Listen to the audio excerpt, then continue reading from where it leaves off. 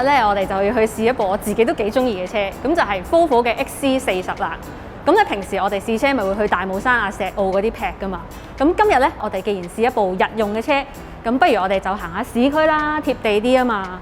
咁咧我就諗到個主題，就係去翻我當年考車嘅路線啦，就係天光道啦。咁啊，重溫翻當年考車有啲咩感覺啦。咁啊，試下揸住呢部車，又睇下有啲咩感受啦。我哋上車再睇。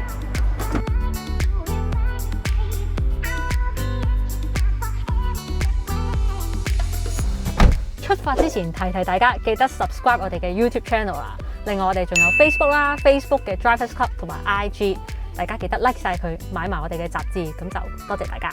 考車最緊要係咩呢？三字經啊，蹬鏡波。咁我着車教翻嗰個位先。哇，好高啊！鏡波咧，呢個係自動波嚟嘅，咁就 P 波。OK，Let's go。平時我哋咧問代理借車咧，我會覺得第一個 challenge 咧就係喺停車場揸出去嘅，因為咧當你啱啱跳上架車，未摸熟架車究竟個車身有幾大啦，特別係拍卡嗰陣咧就最驚嘅，拍得太埋咧又驚揩花喎，拍太出咧又驚我隻手唔夠長啊嘛，冇問題，行得。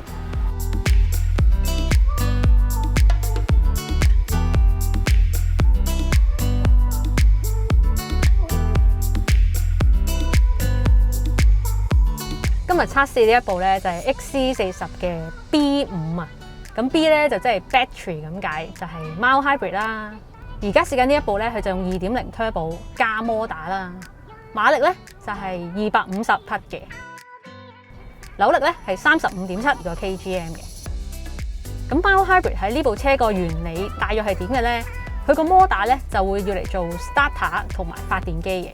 收油剎車嘅時候咧，咁就會將個動力回收啦，咁就儲咗喺個48W電嗰度。咁喺咩時候用翻咧？就係 start stop 起步嘅時候，咁就去減輕引擎嗰個工作啦，從而慳到油嘅，同埋令到成個起步嘅動作咧更加順暢嘅。咁所以咧，你唔好指望其實佢係幫你加力啊，又或者可以行純電嘅，唔係嘅。聽完咁多，大家就會知道啦。喺一啲塞車嘅環境，譬如而家塞緊紅隧咁咧，mild hybrid 嘅作用咧，應該係會明顯過你就咁行 highway 嘅，你慳到嘅油咧應該係更加多嘅。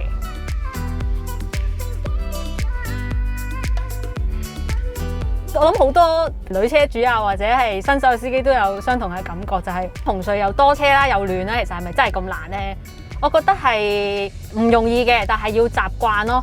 只要你行多幾次啦，你熟習咗，大家究竟嗰個默契喺邊度咧，咁就冇乜難度嘅。咁加埋你而家揸緊嗰部車4.4幾米長，其實唔係一部特別大嘅車嚟嘅，所以唔會係特別難咯。呢架車嘅唐軚咧係好輕嘅，轉向嘅時候咧佢係好快啦，好直接嘅。咁就算係新手咧，我覺得揸上手係唔會覺得好大壓力嘅，所以成個感覺係輕鬆，就行紅隧都冇問題嘅。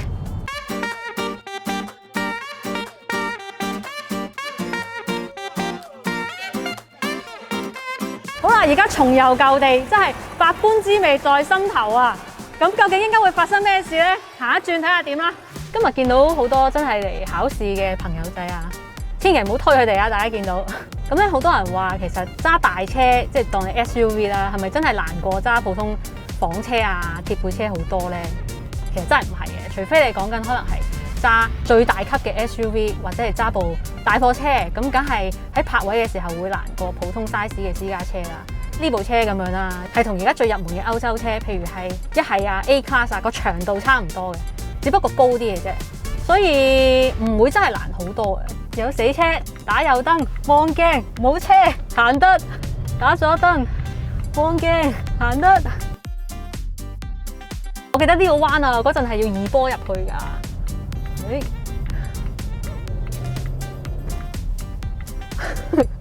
我自己都覺得自己好好笑，好浮誇。嗱，我嗰陣咧考試係考棍波貨 van 嘅，同而家嘅坐姿梗係好唔同啦。不過咧，我記得貨 van 都坐得高嘅，咁呢架可能就再高多少少。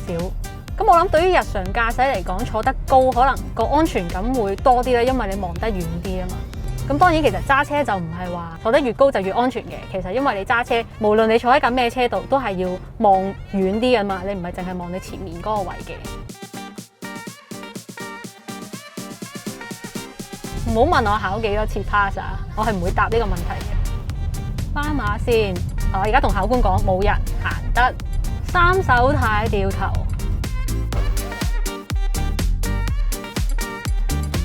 搞掂。咁咧呢部係 Out Design 嘅版本啦，咁佢有360鏡頭啦、後波鏡啦，全部都有嘅。不過咧，當係一個輔助啦，正常揸車咧最好我自己覺得望鏡係最好嘅。搞掂。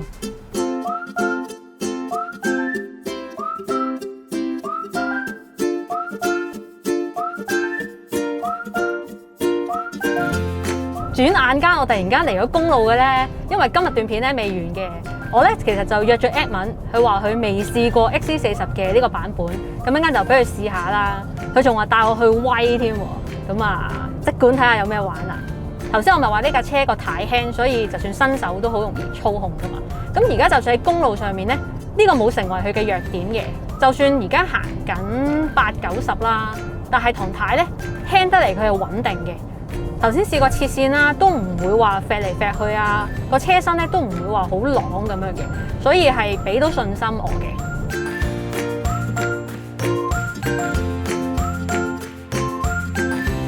咁咧，其實我覺得喺正常嘅路面行駛啦，包括頭先行高速公路啦，或者係而家2至3線嘅路面上面咧，佢嘅表現都係幾高級㗎。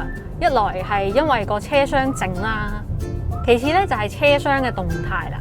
咁我覺得呢架車雖然就係高身少少嘅 SUV 或者叫做 crossover 啦，咁但係揸起上嚟咧，你唔會覺得佢好累贅啊、好笨重咁樣嘅。頭先都講過啦，佢唔係一架非常之大嘅車。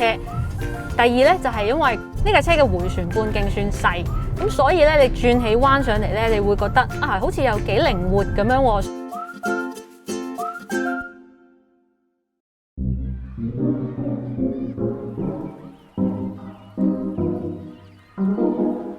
Edmond 遲大到啊！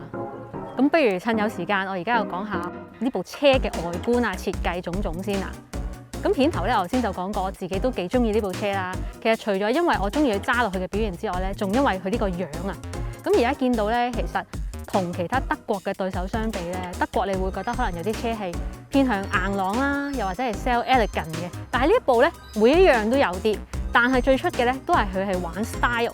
因為咧呢一個係 Out Design 嘅版本啊，你會見到佢用咗19寸鈴 Out Design 獨有嘅 design 啦，即係譬如前面嘅鬼面罩咧原本係電鍍嘅，咁而家變咗做黑色，亦都有 two tone 嘅頂。咁我覺得如果我係呢架車嘅車主啦，行出嚟感覺上好似係年輕啲啦，好似有啲與別不同嘅感覺嘅。跟住我哋入車睇下啦。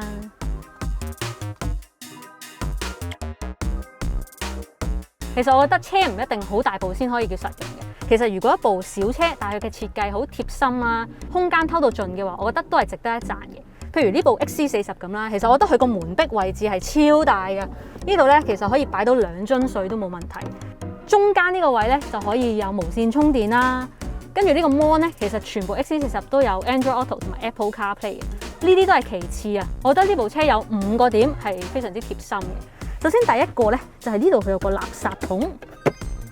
車廂有垃圾桶已經好少見㗎啦，呢個仲要可以成個抽起，抌完垃圾咧，你又可以咁樣倒走去，呢個係好貼心啦。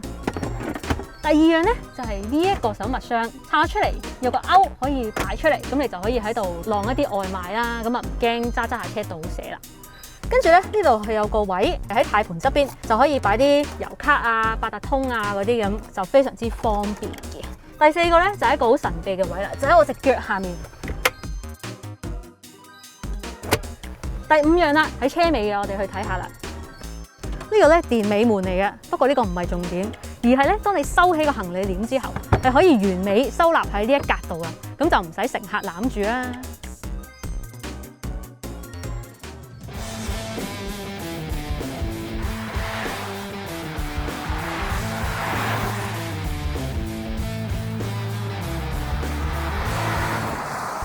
做乜揾我試呢架車？因為你叻啊嘛！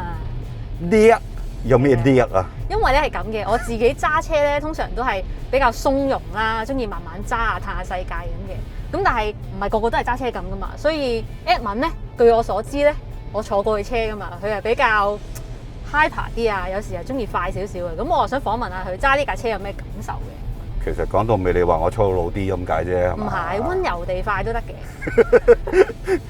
唔係，我係揸得比較快少少嘅人嚟嘅，但係又唔係好粗魯嘅。呢個印象真係要喺編輯部改下先得。咁我哋揸快噶咯嚟啊！喎，嚟噶咯。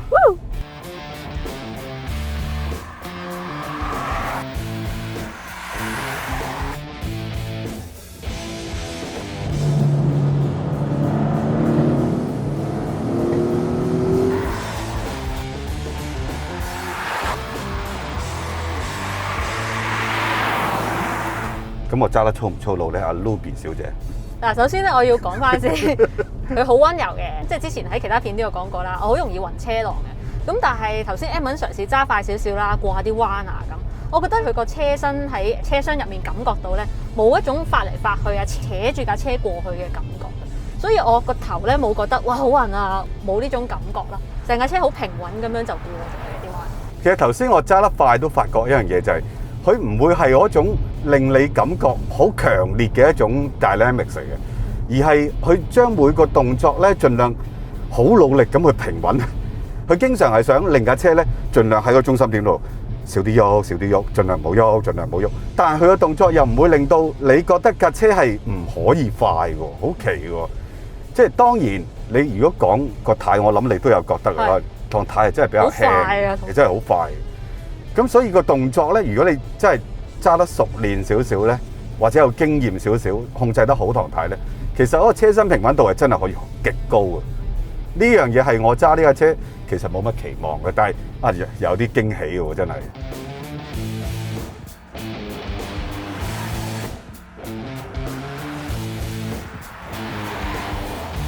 咁呢一部就係 B5嘅版本啦，即係 mild hybrid 嘅。你之前就未試過喎，咁你揸落去覺得有咩感覺咧？喂，第一腳油已經覺得有少少唔同噶啦。點唔同咧？因為我哋其實平時揸車，我都識温柔嘅，千零轉起步咧，都係最經常發生嘅事嚟嘅，即係 under 2000轉。